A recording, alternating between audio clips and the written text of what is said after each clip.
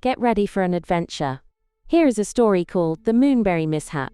High atop the shimmering mountain peak, nestled amongst the fluffy white clouds, lived Bearon the Royal Fluff.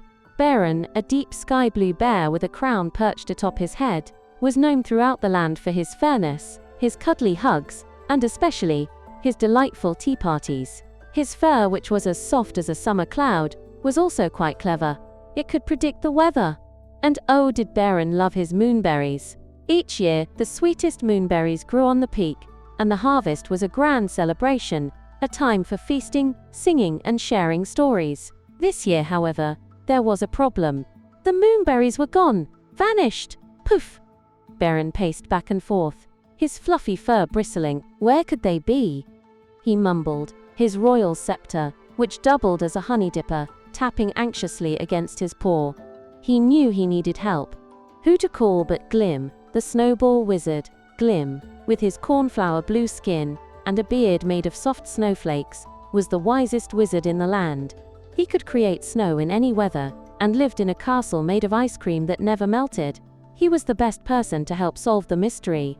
Glim arrived in a flurry of snowflakes, his staff, an enchanted icicle, gleaming in the sunlight. Glim pondered, stroking his snowy beard. This is most peculiar. Together, they began their investigation.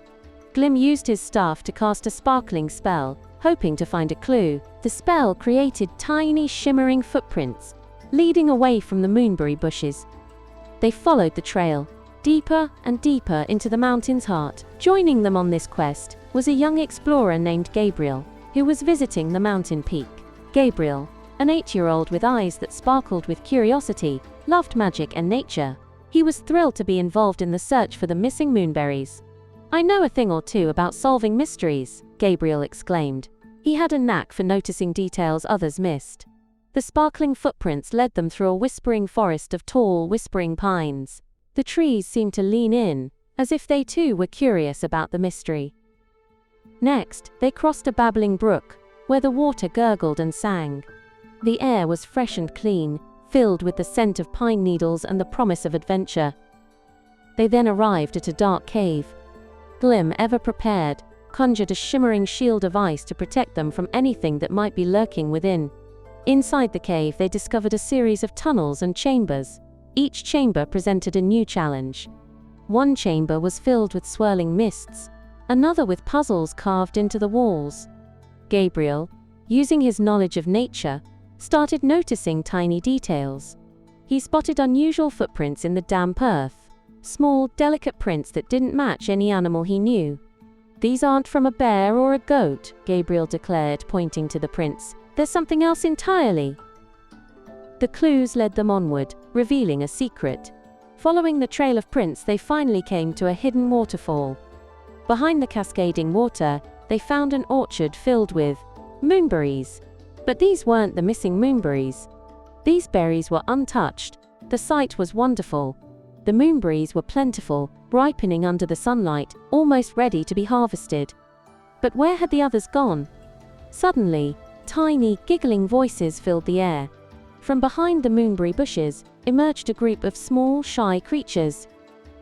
The cloud sprites. They were tiny, with skin as white as the clouds, and hair that looked like spun moonlight. They were carrying baskets filled with moonberries. The mystery was solved. Bearon, known for his fairness, listened to their story. The cloud sprites explained that they needed the moonberries for a winter feast, a tradition for them. They had been taking only what they needed, careful not to take all the berries, and making sure the mountain peak could have its own yearly harvest. They were a bit shy and did not want to ask for help. Bearon smiled, his fluffy fur softening. "Well, well," he chuckled. "It seems we have a misunderstanding. We can share, can't we?" He turned to Glim and Gabriel. "What do you think?" Glim, always wise, nodded. A bit of sharing never hurt anyone. Gabriel grinned. "It's the best way to solve things." And so, a plan was made.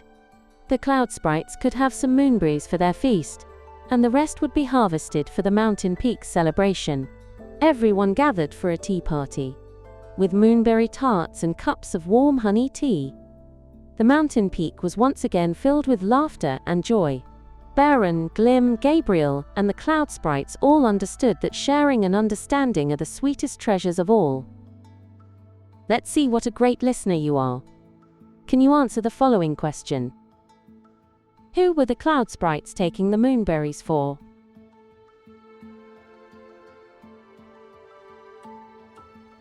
Let's see how you did. The answer is, the cloud sprites were taking the moonberries for a winter feast. You did a great job!